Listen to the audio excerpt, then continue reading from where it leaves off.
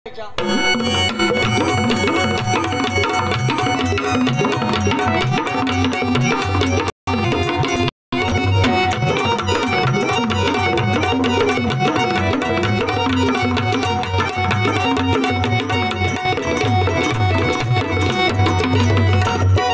नवरात्र येऊन राहिलं, नवरात्रात लोक गरबा खेळतात, मुलं मुली गरबा. आपल्या तुमच्या कॉर्नरवरच आहे गरबा क्लासेस, मस्त आहे. ती कला आहे बाबा. 3 तास गरगर फिरणं, दांडिया खेळणं साधं काम आहे का भाऊ? ते चांगलं आहे, मस्त. आता तर बा प्रॅक्टिसही चालू झाली, काही काही पोरीची, काही काही पोरायची. हा, मग त्याला विचारावं बा बाई कुठं चालली?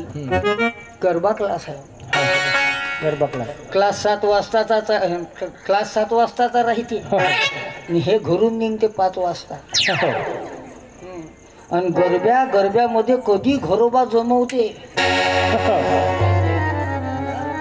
काही काही तुले गरब्यामध्ये घरोबा जमवणारे आहे. पण गरबा हे लोककला आहे, हे संस्कृती संवर्धनाचं काम तुम्हाला नाही तर देवाच्या नावावर, धर्माच्या नावावर काही काही लोक लय अश्लीलता पसरवते.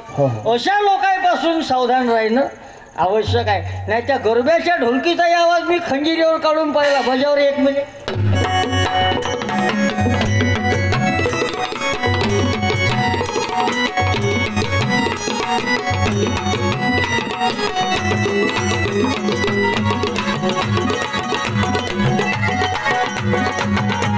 काही वाजते. महादेवाचं डपडं तर एवढं क्लिअर आहे याच्यावर.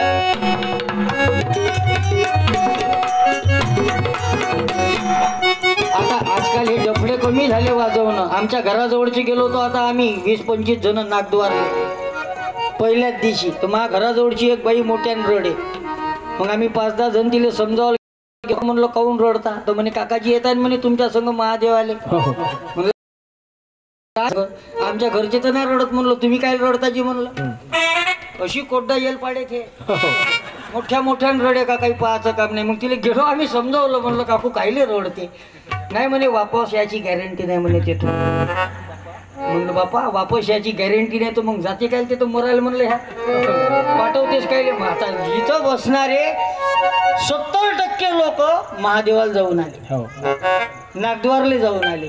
इथं बसणारे असे अनेक तरुण पोरं आहे जे यावर्षी नागद्वारला जाऊन आले. मी गेलो, वापसही आलो.